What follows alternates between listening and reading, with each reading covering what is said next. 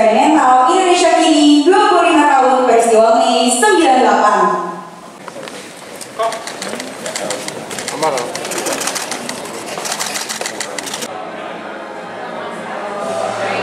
Saya lebih akrab memanggilnya Kang Teten. Batu itu tidak bisa bicara apapun. Terima kasih.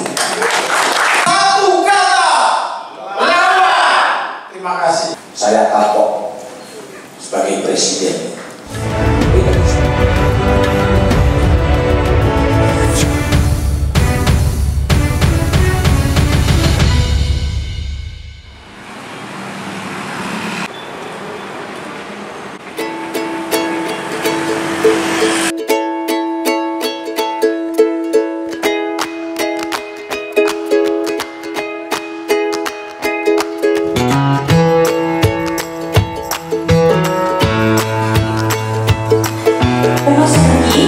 Menteri Koperasi dan UMKM Republik Indonesia yang kami hormati, Mas Budiman Tanurejo, Wakil Pimpinan Umum Kompas, yang kami hormati Mas Wisnu Nugroho, Pemimpin Redaksi Kompas Grafikis serta adik dari Wiji Tugul, yang kami hormati Kurator Bentara Budaya Mas Putu Fajar Arcana, Mas Frans Sartono, Mas Elvis Mulyadi, Mas Yumi Farid, Mas Aloysius Budi Kurniawan. Pameran Drawing Eksperimental Indonesia kini 25 tahun peristiwa Mei 98. Kami ucapkan terima kasih atas kehadiran Bapak Ibu dan hadirin sekalian untuk penyempatan waktunya hadir pada pembukaan acara malam hari ini. Senang rasanya dengan rasa hormat saya Akila dapat berdiri di sini malam hari ini. Pameran ini berlangsung sebagai salah satu bentuk respon Bentara Budaya Jakarta dalam menghadapi bulan Mei yang dikenal sebagai bulan menggambar, sekaligus mengenang 25 tahun peristiwa Mei 98. Dengan peristiwa Mei 98, Bentara Budaya ingin mengajak para seniman untuk berefleksi 25 tahun peristiwa Mei 98 dan membandingkannya dengan keadaan bangsa pada masa sekarang. Pameran ini mengusung konsep open call drawing yang menghasilkan 46 seniman yang lolos kurasi Bentara Budaya. Yang saat ini karya-karyanya dipamerkan di Bentara Budaya Jakarta, dan mereka adalah Ajar Utomo, Alvin Ruseno, Ames Abadi, Anak Agung Gede Murah Yuhantara, Akil Reza, Dede, Edi Kuken, Eko S. Dermansyah, Ersra Andantino, Fitra Rina, Giok M. Franta, Freddy Normanka, Hafid Alibasya, Herman Aswindra Posasi, Indira Natalia, Indra Gunadharma, Irwan Suhanda, M. Hadi Santoso, Maya Jenai Pita, Daruran Handoko, Murah Panji, Nirang Tirjiawan, Nirwan Sambudi, Nurin Waki S. Hendro Winoto, Paul Hendro Pupung Prayitno, Radila, Rudi Susanto, Sartono, Setio Kohadi, Sigit Budi Prasetyo, Sugih Priyanto, Supriyadi Hidayat, Sutarno Hatmodiono, Teddy Arte, Teddy Murdianto, Tommy Faisal Alim, Widian Moko, Hindu Al Prasetyo. Terima kasih atas kehadiran Menteri Koperasi dan UMKM Bapak Teten Masuki. Saya lebih akrab memanggilnya Kang Teten, Panglima Domba dulunya, yang sekarang menjadi Menteri. Terima kasih sudah bersedia untuk meresmikan pameran ini. Terima kasih kepada Mas Budiman yang sudah hadir. Mas Budiman Tanurejo adalah Wakil Pemimpin Umum Harian Kompas. Mbak Glory Oyong, Direktur Corporate Communication Kompas Gramedia. yang selalu mensupport kegiatan-kegiatan Bentara Budaya.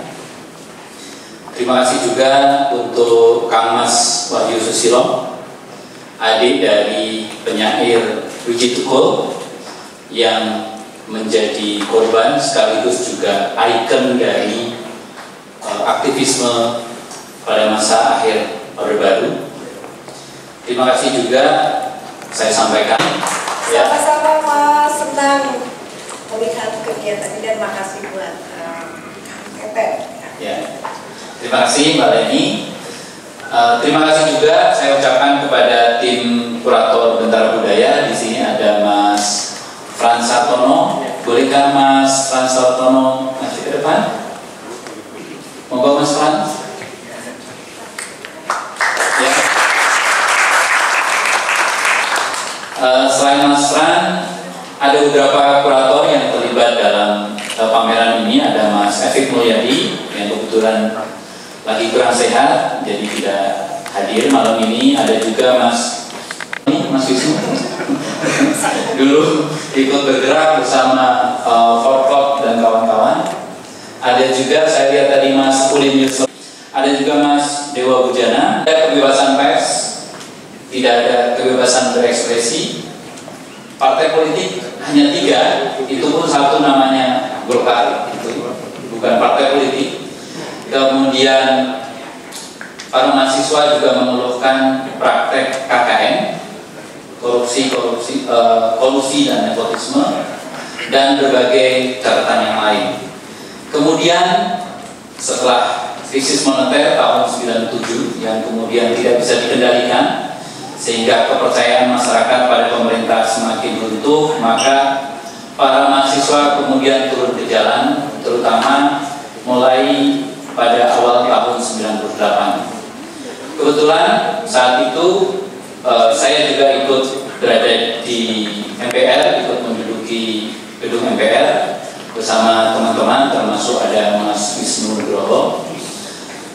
Dan banyak sekali orasi waktu itu, faktoring konvensional, menggambar di atas kertas misalnya dengan menggunakan arang, tetapi drawing yang sudah diperluas, yang sudah di-expanded, maka karya-karyanya bisa bermacam-macam, meskipun jejak-jejak drawing itu masih tetap ada. Dan kemudian setelah dipilih, dikurasi, dapat. Dan semua anggota Bentara Budaya rapat. Waktu itu Romo Simbunata, salah seorang kurator dan pendiri Bentara Budaya, mengingatkan, dia kalau ngomong pakai bahasa Jawa, di tanggal selawe Mei ini kan gawe opo, kita mau bikin apa? Maksudnya untuk mengingat peristiwa Mei 98 itu. Akhirnya kita berembuk dan diputuskan untuk membuat pameran seni rupa.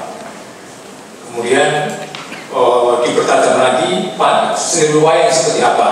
Tadi sudah dijelaskan oleh Mas Ilham Boyli, yang kompak capek, ada yang putus, ada yang setengah putus, rawan begitu, semuanya itu digunakan untuk menopang tiang. Ya, batu itu tidak bisa bicara apapun. Dia menganggapnya ini sebagai saksi bisu.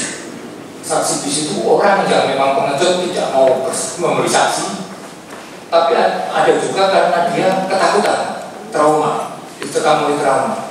Nah, gedung utama ini dan galeri kiri kanan. Pameran kedua berupa pameran fotografi hasil jepretan teman-teman harian Kompas. Dan yang ketiga adalah clipping Kompas. Teman-teman Kompas sudah memilih 9 edisi yang menggambarkan tonggak perkembangan dan semasa demo itu sampai Soeharto turun. Nanti teman-teman bisa membaca di sana. Saya ingin memberi bocoran dulu supaya nanti bisa dinikmati teman-teman. Saya ingin membacakan saja. Salah satu edisi yang kita pilih itu headline Kompas, berita utama yang berjudul "Saya ini kapok jadi presiden". Ini edisi tanggal 20 Mei. Nah, sehari kemudian Kompas membuat berjudul Selamat Datang Pemerintahan Baru. Jadi pas banget ya, antara sebelumnya beliau mengatakan saya ini kapok jadi presiden, dan kemudian isunya sudah ada pemerintahan baru. Nah, sebelumnya ini yang membuat setelah peristiwa kerusuhan itu, Kompas membuat judul yang cukup mengagetkan, bahkan wartawannya juga kaget. Judulnya Presiden Siap Mundur. Ini berita ini benar-benar menggemparkan, karena mungkin hanya Kompas ya Mas Budi yang membuat saya seperti itu. Nanti mungkin Mas Budiman bisa nambahin cerita. Kemudian 16 Mei itu ada bantahan, Presiden bantah, katakan siap mundur. Mungkin Mas Budiman bisa cerita bagaimana Kompas kemot-kemot setelah memuat berita yang pertama ini. Nah kemudian Mas Kurator sudah menceritakan tentang satu peristiwa 25 tahun yang lalu. Mas Ilham dua-duanya bercerita, tapi saya mungkin lebih spesifik tentang Forum Drawing Indonesia. Saya tidak akan panjang lebar. Ini adalah satu gerakan yang dimulai 2018 di Yogyakarta dan saat itu dibuka oleh Bapak Rano Karno, ya, mantan Gubernur Bandung dan seorang budayawan juga. Dan dia sangat tertarik untuk gerakan ini.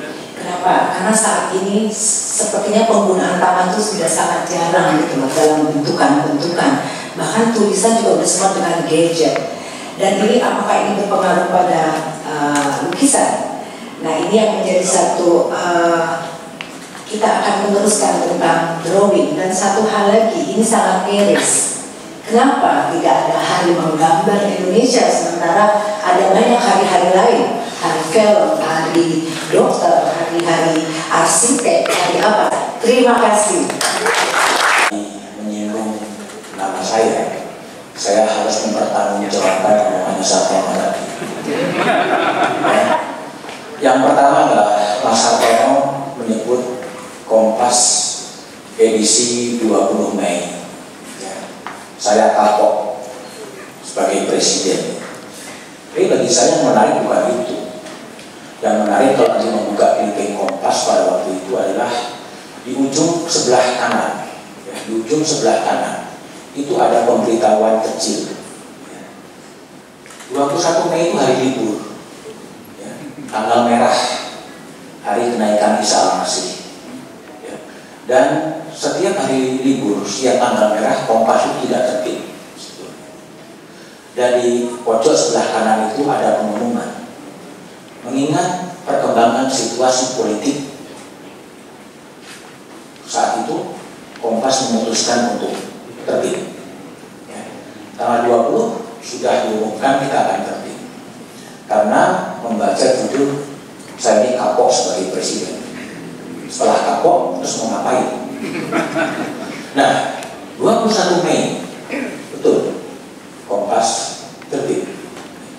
Judulnya adalah Selamat Datang Pemerintahan Baru. Itu peristiwanya, itu pada 21 Mei jam setengah 4 pagi. 21 Mei jam setengah 4 pagi di rumahnya Pak Malik Fajar di Jalan Indramayu di Jakarta. Kompas mengutip ucapan Nurkolis Majid. Nah sekarang kita memperingati 25 tahun reformasi. Pertanyaan saya adalah, apa kita masih ingat dengan reformasi itu? Apa kita masih ingat dengan reformasi itu? 2 minggu lalu saya ke Jogja, naik Grab, muter-muter ke Jogja, lewat ke Monjali. Saya nanya sama supir Grab, Monjali gimana katanya? Sepi mas, udah gak ada yang mengunjungi. Loh, kenapa gak ada yang mengunjungi? Jangan-jangan memori kolektif orang sudah lupa dengan Pak Harto pada waktu itu, sehingga Monjali monumen Jogja kembali menjadi sepi. Nah, kenapa kemudian reformasi ini harus diperingati? Kita memahami bahwa bangsa ini memorinya sangat pendek. Memorinya sudah banyak yang lupa. Dan kalau agenda reformasi sekarang sudah lupa. Apa sih isinya agenda reformasi itu? Punya ilmu tinggi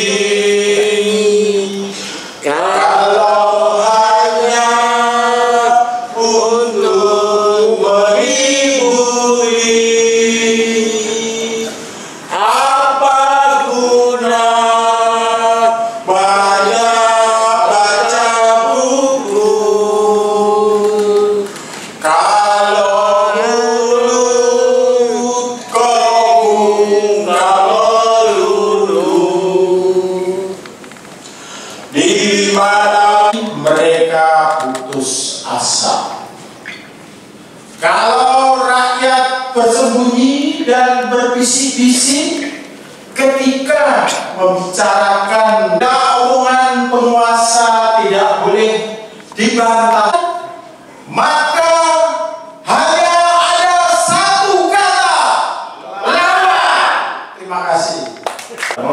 Waktu Nyoman Irawan pameran di sini dan saya diminta membuka. Saya berdebat sama Nyoman, dan lukisan saya itu tentang gerakan, tentang perubahan. Tapi saya terlalu mengada-ngada. Akhirnya saya coba waktu itu membujuk almarhum Profesor Puan Hasan untuk membuka. Tapi Nyoman lupa. Waktu saya ketemu di Putu Sutawijaya di Jogja, terima kasih dulu kamu buka pameran saya. Nah, jadi kalau hari ini saya diminta Mas Ilham membuka, saya di WhatsApp, saya baru mengerti, oh rupanya dikaitkan dengan peristiwa 98. Tapi sebelum ke sana saya ingin menyapa dulu Mbak Glory Hoyo, Direktur Korporat Komunikasi Kompas Gramedia, Pak Budiman Tanurjo, ini kawan saya sejak sebelum 98, Mas Imam Ilham Preri, General Manager Tentara Budaya dan Communication Management Kompas Gramedia, Mas Wahid Susilo, ini Mas Wisnu, juga Kurator Budaya, Mas Putu Fajar Arcana, Mas Sartono, Mas Erik Mulyadi, Mas Silmi Farid, Mas Paulusius Budi Kurniawan, juga perwakilan 98. Ya, yang kita masih ingat itu kerusuhan, ya, penghilangan secara paksa, pemerkosaan, penyiksaan dan lain sebagainya. Dan itu kita tahu, itu saya kira tidak bisa dilepaskan dengan dinamika politik saat itu, yang saya kira dimulai dengan pemilu tahun 97, lalu penculikan, tragedi tsunami, ya, dan ada yang mengatakan bahwa itu peristiwa itu terkait juga dengan konflik internal di kekuasaan Rezim Soeharto yang sudah berkuasa waktu 32 tahun, yang ingin mempertahankan kekuasaan dan mencoba melakukan berbagai operasi militer, intelijen, dan lain sebagainya dengan memanfaatkan potensi-potensi konflik yang ada di masyarakat saat itu, termasuk juga di elit. Kita tahu sebelumnya ada krisis ekonomi yang dipicu oleh krisis moneter. Nah, sekarang kita sudah masuk ke era reformasi. Di era reformasi ini saya kira tadi Mas Budiman sudah menyampaikan sudah banyak kemajuannya, meskipun banyak catatan yang harus terus kita berubah. Jadi agenda perubahan tetap otoriter. Ya, dulu kita nggak pernah merasa tenang. Ya, pergi kemanapun kita tuh merasa diinteli dan hidup kita dan terlalu yakin bahwa saya bisa hidup sampai sekarang waktu itu. Sehingga ketika memasuki reformasi, kita rasakan betul yang luar biasa itu apa? Kebebasan, bebas bicara, tidak takut pergi kemana dan lain sebagainya. Karena sebelumnya itu tidak bisa. Ya, itu kita rasakan kita dalam situasi direpresi. Nah, tapi saya, alhamdulillah saya secara pribadi, saya merasakan reformasi yang luar biasa. Karena saya pernah berkantor di ruang Pak Harto di Binagraha. Saya duduk di mejanya, saya pakai WC-nya, saya sekali-kali tidur juga di kasurnya Pak Harto. Jadi, wah saya bilang ini reformasi. Terima kasih. Assalamualaikum warahmatullahi wabarakatuh.